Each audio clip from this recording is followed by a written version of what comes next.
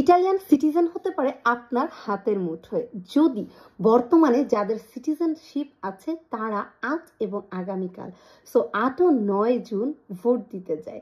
ইটালির যে কোনো শহরে আপনারা ভোট দিতে পারবেন, বাট অনেকেই এই ভোট সম্পর্কে হয়তো বা অলরেডি শুনেছেন। যেটা জানেন না সেটা হচ্ছে এই ভোটটি মোট 5টি পয়েন্ট নিয়ে কিন্তু কাজ করছে। এটা শুধু একটি পয়েন্ট হচ্ছে সিটিজেন, বাকি 4টি পয়েন্ট হচ্ছে চাকরি। আমাদের ভালো করে বোঝা উচিত যে কোন কোন পয়েন্ট নিয়ে তারা কাজ করছে এবং কারা ভোট দিতে পারবে। যারাই ইটালিয়ান সিটিজেন, যাদেরই ভোট দেওয়ার জন্য কার্ডটি ইটালিয়ান ভোটার কার্ড আছে, তারা যে ভোট দিতে পারবে। কবে? আজ এবং কাল। 8 এবং 9 জুন, 8 তারিখ সকাল 8টা থেকে রাত 11টা পর্যন্ত। রবিবার আজ আপনারা এখন থেকে সারাদিন ও রাত 11টা পর্যন্ত ভোট দিতে যেতে পারবেন। আগামীকাল, ইনফ্যাক্ট আমরা এখন একটু পরে যাব, আগামীকাল সকাল 7টা থেকে 3টা পর্যন্ত 2টি ডেট দেওয়া হয়েছে, যেন যারাই কাজে ব্যস্ত থাকুক না কেন একটা টাইমে যে ভোটটি দেওয়ার সুযোগ পায়।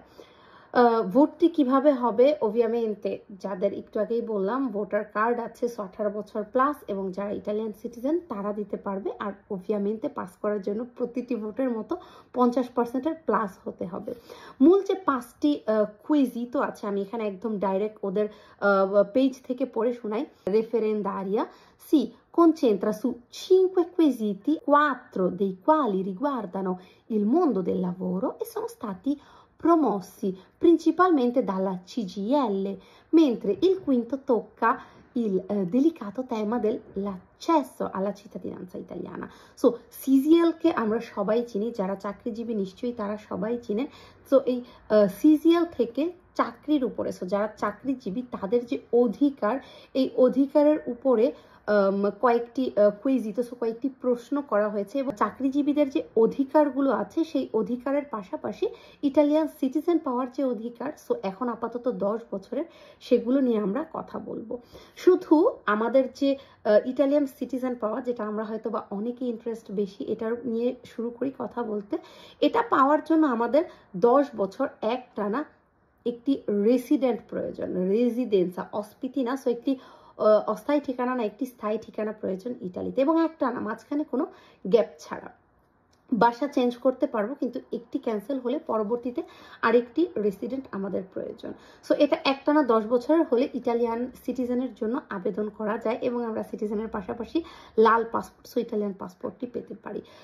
এই সিটিজেনের জন্য এখন 5 বছর, যদি 5 বছর একটানা রেসিডেন্ট থাকে এটাই যথেষ্ট। তবে বাকি যে জিনিসগুলো আছে, বাকি কি আছে, ইটালিতে কোনো নিজের নামে কেস মামলা থাকা চলবে না, বিউনো সার্টিফিকেট প্রয়োজন, ইটালিয়ান ভাষা জানা প্রয়োজন, অন্তত যাদের পেরমিসিস জন্য লুঙ্গো টার্মিনে নেই। আমাদের রেদ্দিতোটা, মানে যে থেকে যে আমরা ইনকাম করছি, এই বাৎসরিক ইনকামটা আমাদের অন্তত 8 বা 9 মিলার মতো থাকতে হবে। রেফারেন্ডুমে আমরা যদি সি বলে যদি আমরা এটা ভোটটা দিয়ে আমরা এটা পাশ করতে পারি, যারা পরবর্তীতে ইটালিতে আসবে তাদের এই অল্প সময়েই সিটিজেন পেতে পারবে। কাজের দিক দিয়ে আমরা চাকরিজীবী যারা ইটালিতে আসে তারা জানেন যে অনেক লেজে আছে ইটালিতে তুতেলারে করার জন্য চাকরিজীবীদের।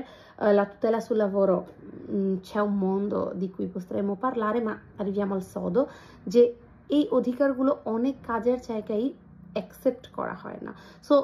CGIL এই অংশগুলো নিয়েই কাজ করছে, বাট এখানে যেহেতু 4টি পয়েন্ট আছে, নিশ্চয়ই পরবর্তী এক ভিডিওটি অনেক লং হয়ে গিয়েছে, আমি আপনাদের এই জিনিসগুলো এক্সপ্লেন করব। বাট এখন আমরাও ভোট দিতে যাই। যদি আপনাদের এই ছোট্ট একটি সময় যে ব্যয় হচ্ছে, এটা দিয়ে সামনে ভবিষ্যতে যারা ইটালিতে আসবে তারা যদি উপকারিত হতে পারে, ক্ষতি কি বলুন? একটু সময় করে নিজের পাসপোর্টটি এবং ভোটার কার্ডটি নিয়ে ভোট দিতে যান, কারণ আপনি হয়তো বা আজ এই 2025 সালে ভবিষ্যতে যারা ইটালিতে আসছে তাদের লাইফটা চেঞ্জ করে দিতে পারেন। Quindi andiamo a votare sì, আপনিও হ্যাঁ ভোট দিন।